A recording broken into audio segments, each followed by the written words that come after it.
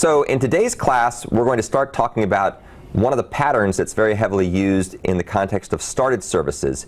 We'll talk about a number of other patterns later as we cover other parts of the material related to services. And after we cover this pattern, we're then going to start talking about more detail around the bound services. Keep in mind, up to this point, we've only talked about the started services. Now we're going to go ahead and start talking about bound services as well. But before we do that, let's start talking about the pattern that we've been covering here implicitly. I've mentioned this a couple of times, but we haven't talked about it as a pattern in any detail yet. So the particular pattern we're going to be covering is called the command processor pattern. And this pattern appears in a number of different places. The original pattern with the name command processor appeared in the book Pattern-Oriented Software Architecture Volume 1, which was about systems of patterns. And it talked about a lot of different architectural patterns. There's another pattern that appeared in the Gang of Four book that's called the command pattern, which is related to the command processor pattern, but it's not quite identical. The actual particular implementation of this pattern I'm going to be describing came from yet another paper, which was written by a couple of other folks, and this is called Command Revisited. And they attempted to take the best of the command pattern from the Gang of Four book, the command processor pattern from the POSA 1 book, and then they added a few new things, and that appeared. And it's kind of interesting to think about how this all occurred. Why do we need to keep rewriting these patterns? And what happens, of course, is as people get more experience trying to apply patterns to a broader range of context, to a broader range of applicability domains, they begin to realize how the initial attempts at describing the pattern were probably over-constrained by the original context in which the pattern was identified. So the folks who were doing the original Gang of Four book were largely thinking about user interface environments, graphical user interface environments, where commands are largely used to run various kinds of actions when a user clicks a button or touches a screen or uses some other type of modality to interact with the user interface. So in that case, commands were really sort of self-contained objects that were used to encapsulate a request to a service as an object, like open this file or delete this file or something like that. As people got more experience applying patterns to other contexts, like distributed systems, for example, or concurrent systems, it became clear that that original context was too narrow. And so from there grew the command processor pattern. And the command processor pattern is more about taking commands and passing them over to some kind of command processor where they're executed typically in a different thread or a different process. You'd be pretty darn hard-pressed to extract that particular use case out of the original Gang of Four pattern for command.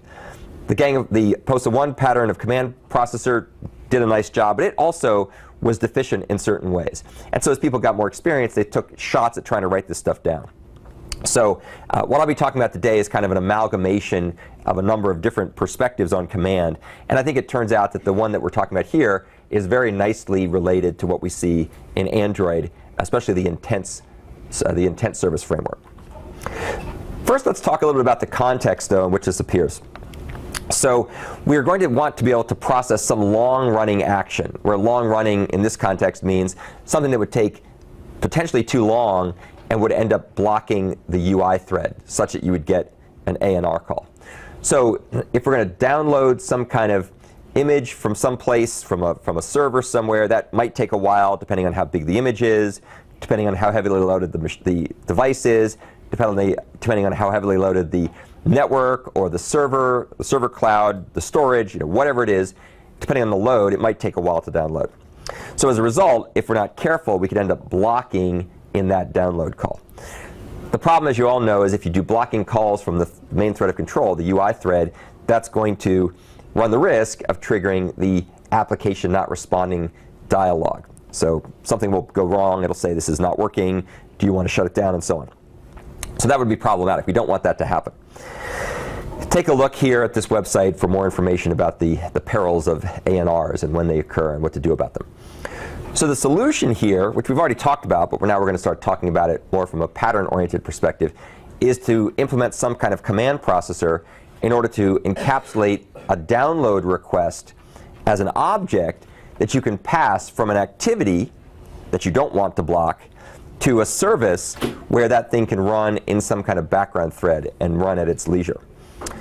So this particular set of steps, this process might work as follows. You'd go ahead and implement a download service that would inherit from intent service, and you would have the activity then creating an intent, and into that intent it would make the target of the intent be the download service, its class file. You could add in stuff like the URI that you wanted and the callback messenger if that's how you want to communicate back, or the pending intent, or the broadcast receiver, however you want to get the information back. You could stick those things as extras into the particular intent. Then you go ahead and call start service with the intent, all that stuff bundled in there, its target, its extras, and so on.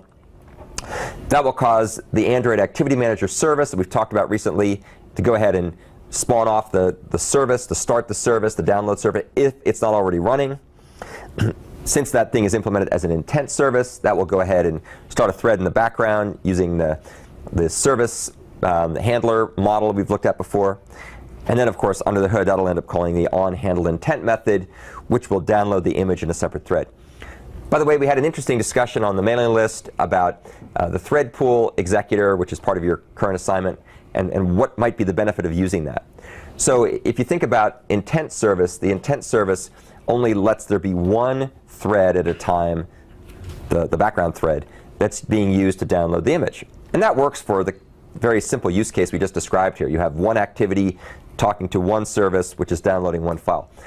What might be the motivation for wanting to use some kind of thread pool executor instead? Anyone except Sean?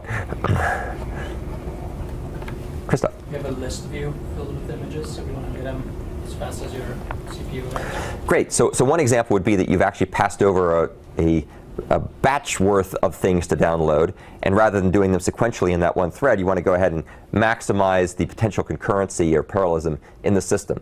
Modern Android devices often have quad-core processors, so why not take advantage of all that processing power to go ahead and do things in parallel? That would be one example. Another example might be a situation where you're trying to write some kind of download service, and you were going to have multiple things connecting to it, some of which might be triggered from background tasks, some of which might be triggered by user interface interactions, some of which might be triggered by the list view thing that Christoph just talked about. So in any case, you have the potential for multiple things to happen.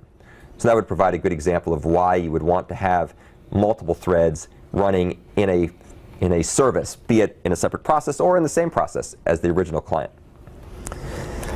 OK, you can take a look here, of course, for more information on intent service. We'll look at intent service in more detail later.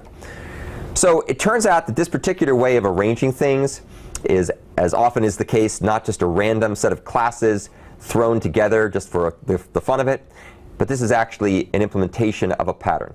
And the pattern is the command processor pattern as described in those resources, POSA 1, that paper I showed you, the Gang of Four book. And the intent of this pattern, and I'm using this as from the paper I pointed you to, is to package a piece of application functionality as well as its parameterization as an object, the ability to take the functionality and objectify it, if you will, or encapsulate it, and make it usable in another context. The word context here is meant to be used loosely. It doesn't mean an Android context.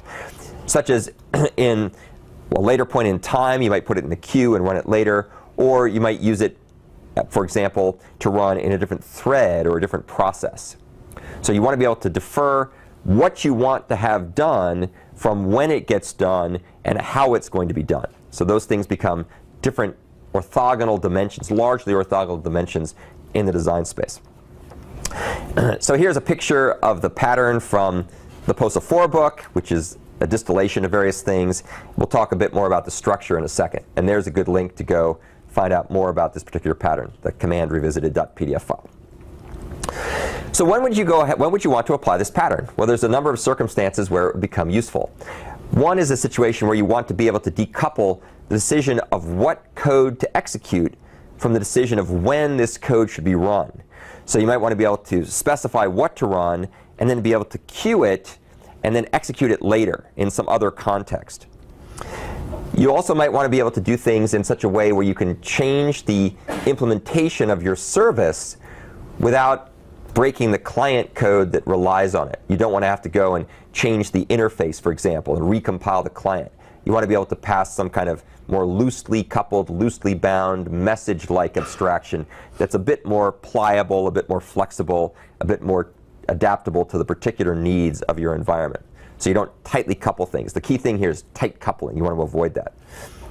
Another reason, which is not commonly used for our use case, but is commonly used for user interface things like editors and document processors, as well as transaction-oriented systems, is the ability to undo or redo various commands. So if you are a Microsoft Word user and you're typing along and you make a mistake, then you can go ahead and undo what you just did, and it'll reverse what you just did. And then if you realize, oh, I really wanted to do that after all, you can then go ahead and redo it. So undo and redo work at the level of commands. You can go even further with this with various kinds of transactional capabilities. Things like the ability to roll back a set of changes to a database in some way. And those are all examples of how you might use commands as things that you can execute to accomplish something, as well as unexecute to undo it if for some reason you discover that the results were not to your liking. Some systems, like GNU Emacs, gives you arbitrary levels of undo and redo. You can have those things go back to the beginning of your editing session, which could have been days before. It gets a little crazy after a while, mind you, but it's possible to do. Other environments give you very little undo. For example, in PowerPoint, I think you can typically undo up to your last save, for example. So you can't do arbitrary levels of undo. Other systems I've worked on in the past, like FrameMaker way back in the day, you could only undo the last thing that you did. So people are obviously trying to figure out a trade-off between devoting large amounts of memory to do something versus giving you lots of flexibility to undo and redo things at your convenience. Here's a picture that illustrates the structure and participants in this pattern. Again, keep in mind, this is the command revisited version. This is not exactly what you'll see if you read the Gang of Four book or the Post of One book, but I think this is a good job. So you have something that you call a command, which has a bunch of operations on it. And typically, there's some way of being able to execute the command. And then you often have a way of being able to customize or subclass or somehow specialize the original command to make a concrete command. Now, we'll see in Android that the commands we're going to be passing around in this particular environment are intents. And you typically don't inherit from an intent. Instead, what you do is you take an intent and you add extras to it to add additional fields and information that will be used and stored along with the intent when you send it someplace. And we'll show some examples of this in just a second. You then have some kind of creator, which is used to create these commands as well as to pass them to something to do the work. In our particular context, the creator is going to be an activity of some kind, like a download activity. Then we have an executor or an executor, depends on whether you're someone who plays first-person shooter games or whether you're someone who works as a bank accountant. And so in this particular case, the executor is going to be the intent service. It's going to be the thing that actually executes the work associated with the command that it receives. And then there's an execution context, which could be a variety of different things. I've chosen to map that to the context that you get with Android, but there are other things you could map that to as well. OK, so that's the static view. So you get, from a structural perspective, you get the key participants who are involved and a brief description of what they do. Keep in mind, as is always the case with patterns, there's subtle variations quite possible, and they may not line up exactly what we're talking about here, but it still may be the very same pattern. And that's perfectly OK. Let's now talk a little bit about the dynamics. That's how the structural participants interact with each other. So in this case, we have a creator, like an activity, that goes ahead and creates the intent and calls start service. Well, it creates the intent, puts a bunch of things into the intent, extras, data, and so on. And then it goes ahead and it calls start service. And that start service call causes the executor to wake up. And the executor then goes ahead and runs the onHandleIntent method. And the onHandleIntent method is what's going to be used to actually execute and process the intent that was sent over to the intent service as a command from the activity. So you can see how there's a pretty nice mapping, kind of one-to-one, on the various parts from the pattern description in the book into the parts that you find in Android. And as we've gone through this class, I've been amazed, as I've looked more deeply into what Android's doing, the number of places in Android that map pretty much almost perfectly onto patterns that you commonly find in the Gang of Four book and the POSA books and other books as well.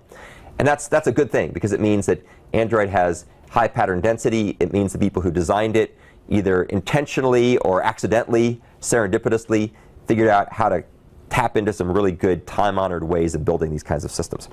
It also means that once you understand these patterns, learning Android's a lot easier.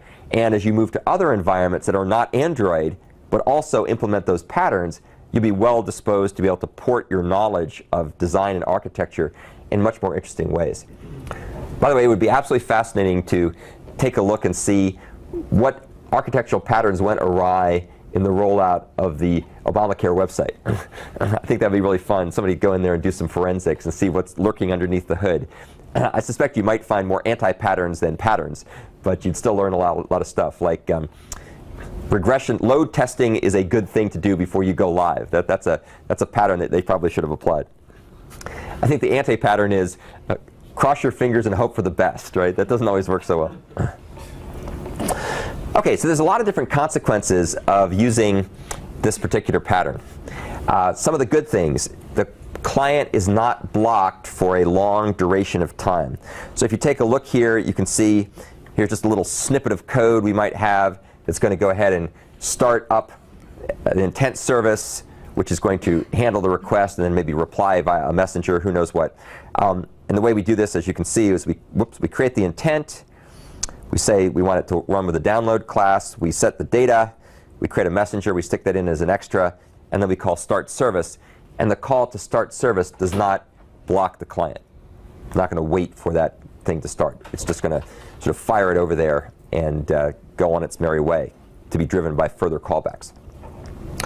Another thing you can do with this particular approach is you can allow different users to work with the service in different way via the commands that they pass. So here's an example, actually not too dissimilar from some of the stuff that you're doing for the latest programming assignment that's due tonight, where you might have one implementation. Maybe you'd have an intent service. Maybe you'd have a regular service with the onStart command hook method, and you're going to get an intent. And that intent could contain extra information that could be used by the service implementation in order to figure out what concrete service request was actually being made by this particular intent command. So for example, if we get a messenger, that might say, aha, we're going to do a messenger download.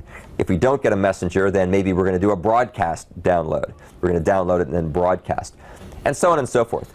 And the cool part about this, if you really think carefully about what this pattern is allowing you to do, it's giving you a common interface, namely start service, which always looks exactly the same, and you're using that common interface in order to be able to do a variety of things. And if you want to add more things to do, you don't actually have to change the start service interface. You just change the way in which you set up the intent command that'll be passed to that start service interface. Any questions about that? So that's a good example of a pretty wide interface. You can pass a lot of different kinds of things through there because you're essentially passing a command object, and the command object can have extras that go with it to direct what the receiving service does when it actually gets the command. There are some downsides, of course. In the same way that it's nice that we can have a wide interface where we can pass all kinds of things through, it also means that you, as the implementer of the service, have additional work to do in order to go about figuring out what it is you need to handle to write that service. In fact, if it's really open-ended, people can pass you intents that have extras that you don't understand. They could just throw various stuff in there, and either you ignore it because you didn't know to look for it, or if you get it, you're like, what's this thing? I don't know what to do with this. So that's one of the downsides of a very wide interface. Even though it doesn't require many changes to the interface, when you enhance and extend the service capability, the services over time become difficult to understand because you don't really know what they do. Keep that thought in mind when we talk later about bound services, because bound services, as you see, are often, not always, but often used with more strongly typed interfaces where you know ahead of time what you're passing, and the writer of the implementation knows precisely what it's getting. And so that allows you to be able to be a bit more strongly typed. And so we'll compare and contrast this later with the broker pattern. The other thing that you don't really get with command is you don't get two-way operations without some additional work. So for our particular case, and in fact you guys are seeing this in the current programming assignment, in our particular case where you do need to get the result back, you have to do something else. You have to create a messenger and send back the reply to the messenger. You have to create a broadcast receiver and then broadcast back to that thing. You have to create a pending intent and get that back, etc. There's lots of different ways to do this, but you, the application developer, are responsible for figuring out these protocols. It doesn't come pre-baked into the communication abstraction. And think about that too, because when we talk about bound services and the Android interface definition language, you'll see how those services give you additional capability and additional ways to do this that requires less work at face value. There's some subtleties we'll talk about when we get to it, but at one level, two-way communication becomes somewhat easier. So what are some of the known uses? Well, the intent service, of course, is a great example of the known use. There's also other things you get in Android that behave much like this. So the runnable interface that you get is kind of a command. You can kind of make a runnable, and you can pass that thing through that to be processed in another thread of control by the message loop, that's the looper that's in that thread of control that's associated with the handle that you talk to. Many user interface toolkits provide some support for commands in various ways. Interpreters for command line programs often do this. The GNU Emacs we talked about before uses commands, and so on and so forth. So it's a pretty common pattern used in a lot of different places. So to wrap up, the command processor pattern gives us a nice way to be able to communicate information between a sender and a receiver, and to do it in a way that makes it easy to accomplish asynchrony. And of course, that's because you aren't blocking waiting for the response to come back. And you can have things be concurrent, they can be networked, and so on. Obviously, in Android, you get kind of concurrency that goes between threads or between threads in different processes. Android doesn't, out of the box, give you the command pattern implementation for network communication that goes to a server. You'd have to use some other means, like the Apache libraries or something like that, in order to be able to do that kind of communication. OK, so that's the first part of this discussion. What I'd like to do now is give you a little bit more detail about how the command processor pattern is applied in Android. And this is going to be somewhat a review, but we're just going to look a little bit more in terms of the steps involved and kind of map this from the pattern onto what's in Android. And it'll also give you a chance to see another visualization of how these things work. So the implementation steps, sort of step number one is to define an abstract class that will give you the interface for passing commands. In many environments, you have some kind of execute method that you're going to use to do the work. In Android, it doesn't quite work that way, but it's along those lines. There's an intent, and the intent is parcelable, which means you can turn it into something that can be sent across a network and reconstitute on the other, or across the processes between different processes on Android, and then reconstitute it on the other side.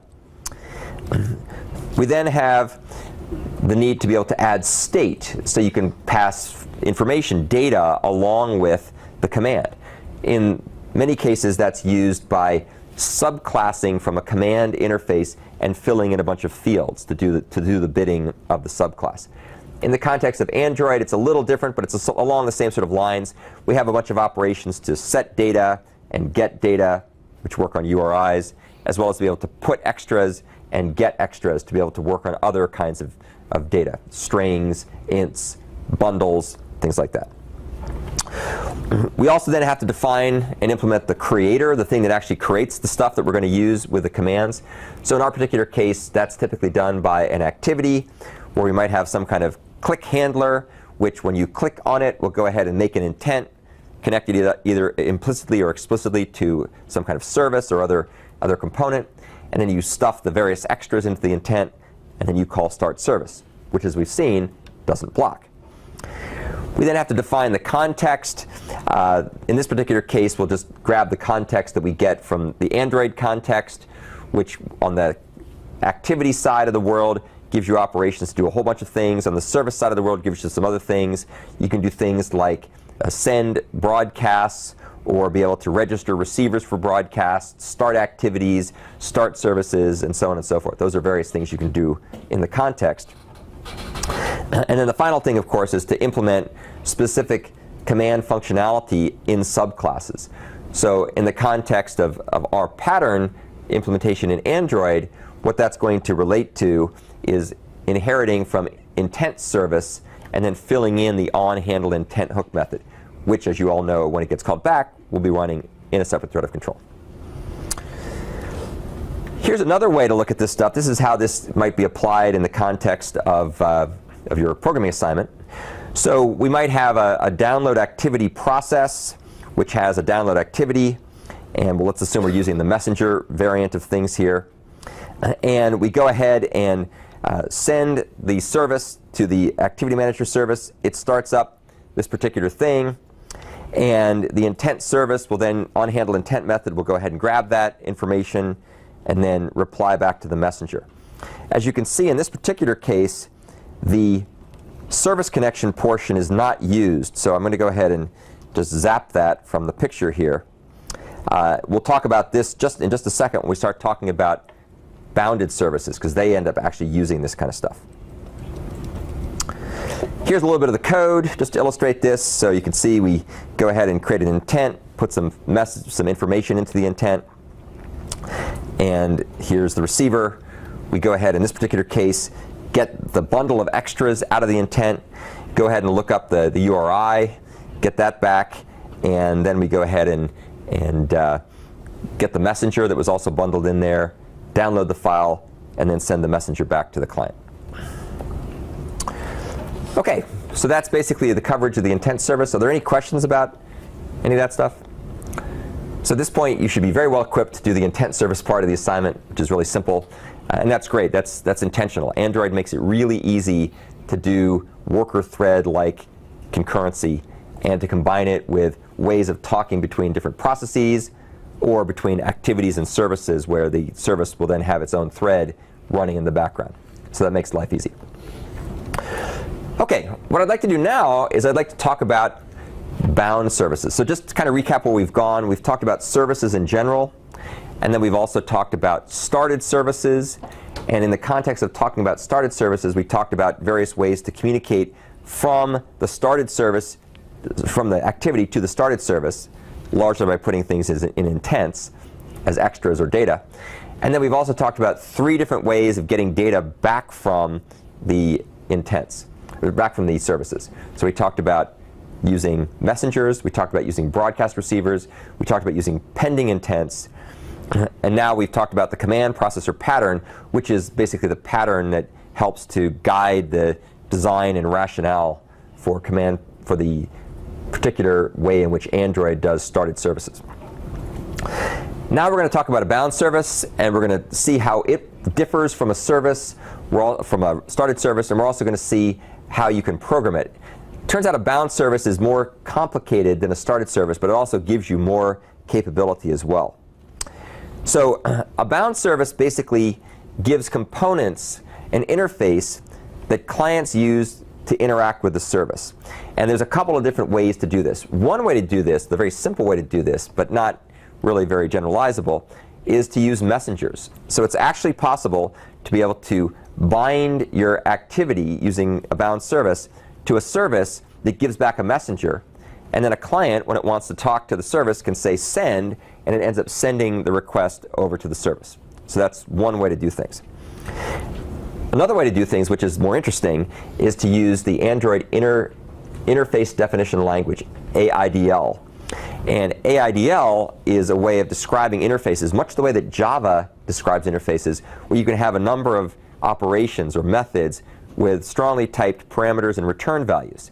And by using this, you can then communicate from the activity to the service in a more strongly typed way by making method calls that look pretty much like you're calling methods on normal objects.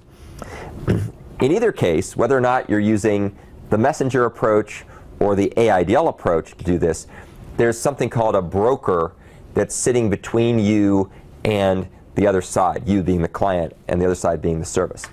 And in Android, that broker is something that's called the binder framework. And we're going to talk a lot about binders later. Binders are very powerful, very cool.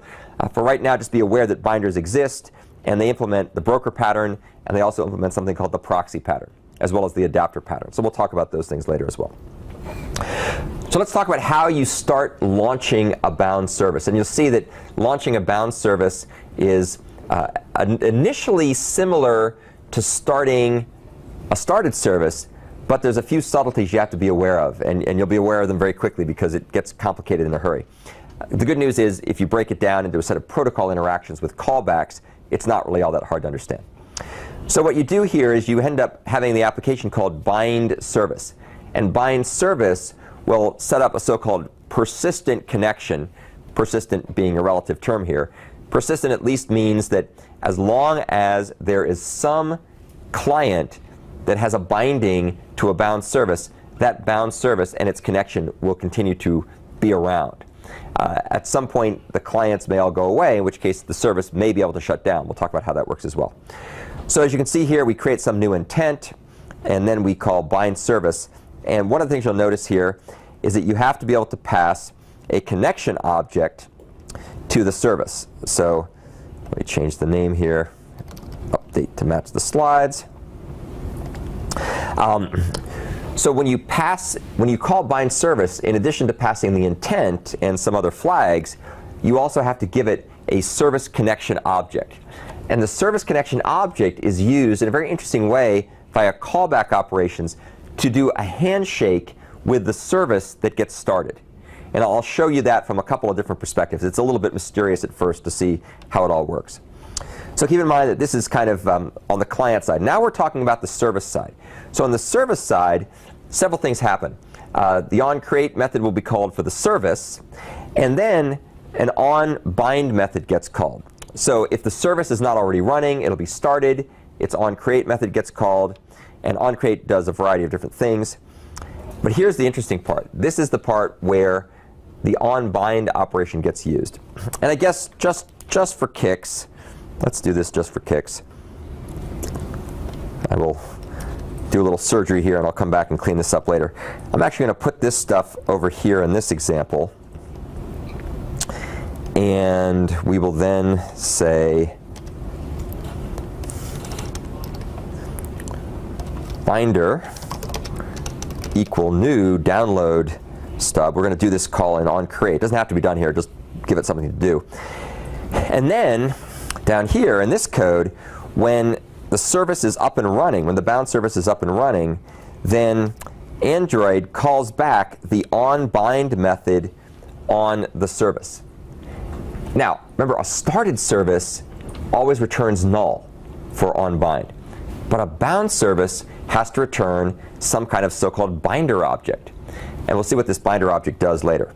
The particular binder object we have here is one that's called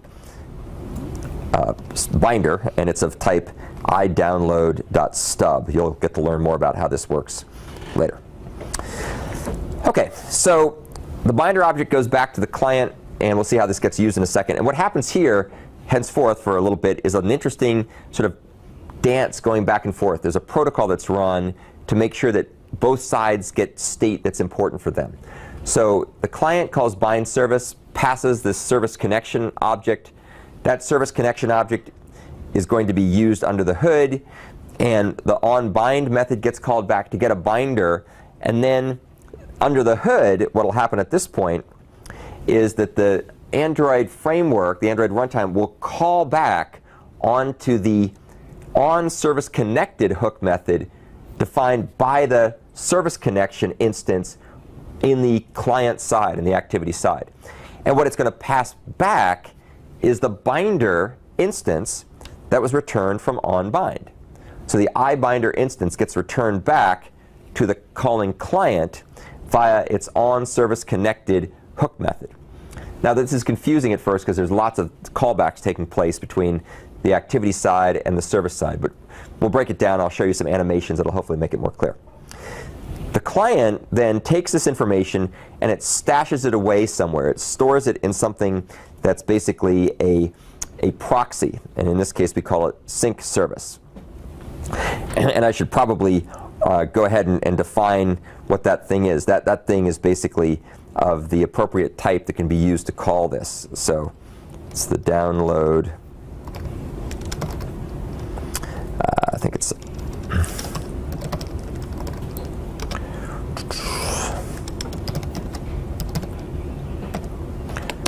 So that guy's going to get set up. I'll come back and clean this up later before I post the final slides.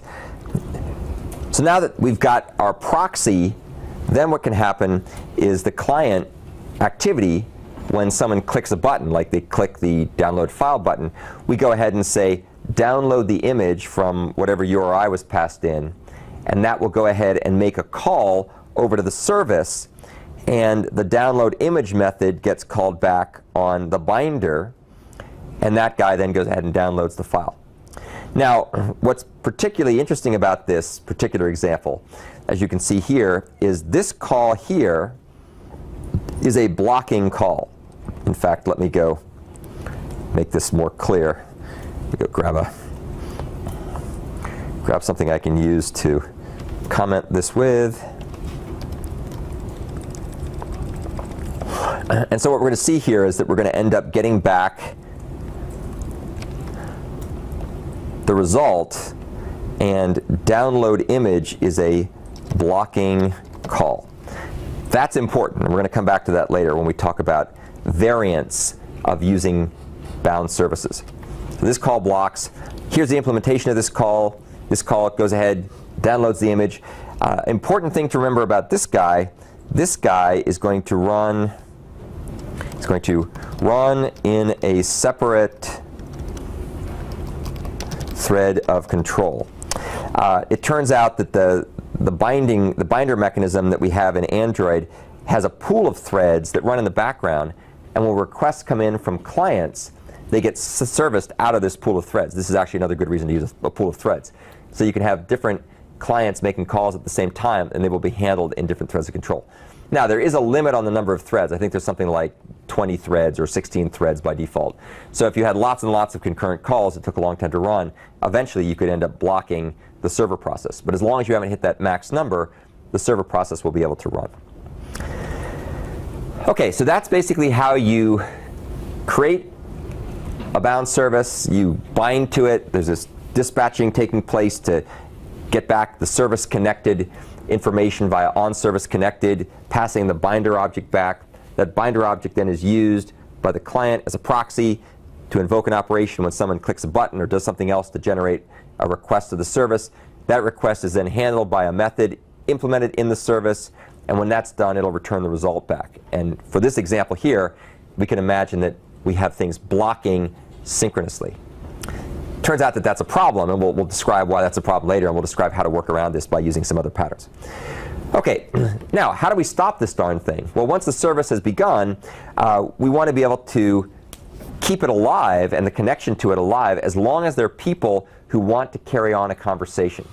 If all the clients that are connected to the service decide they want to go away, then it will basically shut down. And the way this works is when the client is done, it either explicitly calls unbind service, or if it crashes, it'll be called on its behalf.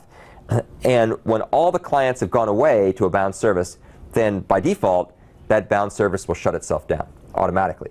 You don't have to shut it down. In contrast, you had to figure out how to stop a started service. You had to do something to it. Now, as we'll see later, there's variants on this and some hybrid approaches. You can take a look here for a nice article that explains how the bounded service lifecycle works. It turns out that it's possible to do a hybrid model between bound and started services. And what you can do here is if your bound service implements the onStart command, then it's taking control of the life cycle of that service, and it won't be shut down automatically. Likewise, when a client activity calls unbind service, that causes the unbind hook method to get called back. And if that method returns true, then the next time a client calls, the service will be kept alive, and instead of calling onbind, onRebind will get called instead. So this is a way of kind of optimizing things if you really want to take control of the life cycle of your service, so it'll continue to run in the background even if there's no clients connected to it. There are ways to do that. Now, obviously, you have to be very careful before you go overboard, making all of your bound services run indefinitely. Because if you're not careful, you're going to soak up a lot of resources, and that guy could conceivably sit there and chew up memory, chew up battery power, could chew up CPU cycles and other kinds of things. So you want to be using these kinds of things very, very sparingly. The only thing I can think of that you really want to do is some super high important background task that you always want to have running for whatever reason. Here's a visualization of the steps involved in using the common bound service. And when you start to program this stuff, I strongly recommend you go back to the video and watch this because it'll be helpful to see how various things work. So we've got ourselves a client process with some activity in there that's going to do something with some service. And it starts out by saying bind service, and that does a binding to the service. If the service isn't already running, in other words, if you are the first one to bind and there's not already somebody bound to it, then that'll go ahead and cause the service to be started, and its onBind hook method gets called. Its onBind hook method is going to get access to something of type iBinder, typically some subclass of iBinder.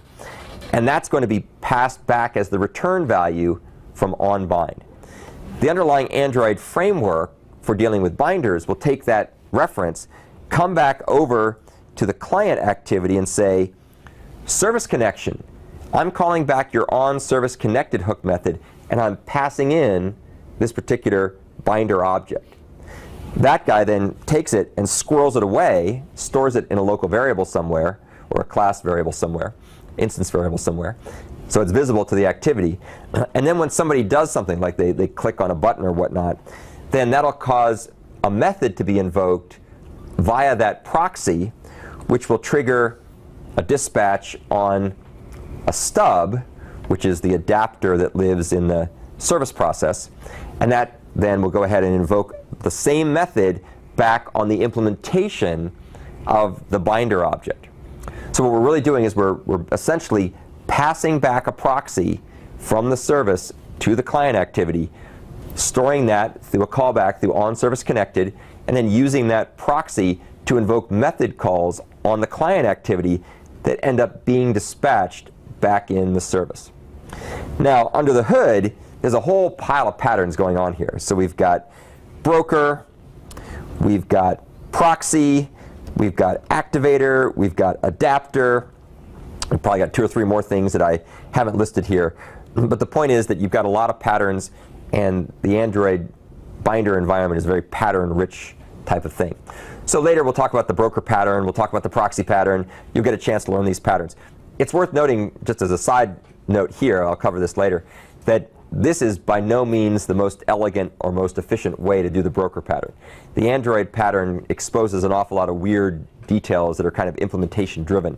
There are other implementations of brokers, things like Java remote invocation or the Common Object Request Broker architecture, Corba, that are much cleaner when it comes to implementing brokers.